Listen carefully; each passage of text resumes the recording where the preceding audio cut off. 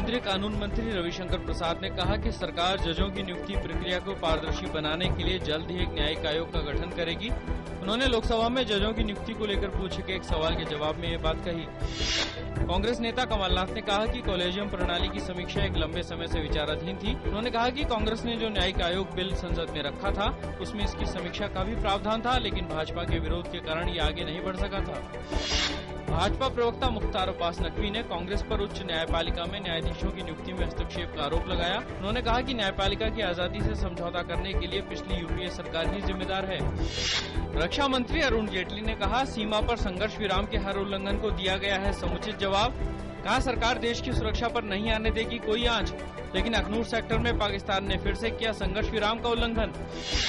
वित्त मंत्री अरुण जेटली ने कहा, सरकार ने सार्वजनिक क्षेत्र की 79 में से 19 कंपनियों का किया है कायाकल्प। बीमार 4 कंपनियां होंगी बंद। नुकसान में चल रही कंपनियों के प्रबंधन में और कौशल लाने की बताई जरूरत। यौन उत्पीड़न की शिकार महिलाओं की मदद के लिए एकल केंद्रों की होगी स्थापना। गृह मंत्री राजनाथ सिंह ने लोकसभा में बताया कि इससे इन्हें चिकित्सा सुविधा, पुलिस मदद और कानूनी सहायता मिलने में आसानी होगी।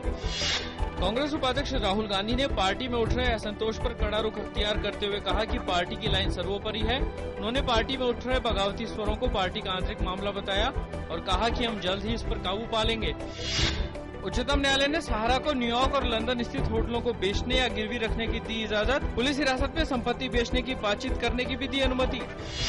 दिल्ली के कोटला मुबारकपुर में मणिपुरी युवक की कथित हत्या पर केंद्रीय गृह राज्य मंत्री किरण रिजिजू ने लोकसभा में बताया कि दक्षिणी दिल्ली के एसीपी की अध्यक्षता में जांच टीम का गठन किया गया है। बेंगलोर में 6 साल की बच्ची के साथ हुए दुष्कर्म मामले को लेकर भाजपा कार्यकर्ताओं ने प्रदर्शन किया। इस प्रदर्शन में पार्टी के वरिष्ठ नेता बीएस येदियुरप्पा समेत कई नेता शामिल हुए।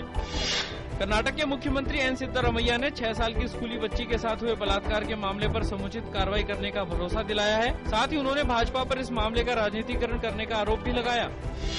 शेयर बाजार आज उछाल के साथ हुआ बंद। सेंसेक्स 311 अंकों की बढ़त के साथ 26,026 पर बंद हुआ। वहीं निफ्टी 84 अंकों की बढ़त के साथ 7,768 पर बंद हुआ। अफगानिस्तान की राजधानी काबुल में अंतर्राष्ट्रीय हवाई अड्डे के बाहर हुए आत्मघाती हमले में 3 विदेशी सलाहकार और एक अफगानी दुभाषी की मौत हो गई। तालिबान ने हमले की जिम्मेदारी ली। गजा पट्टी में इजरायल और हमास के बीच भीषण संघर्ष जारी।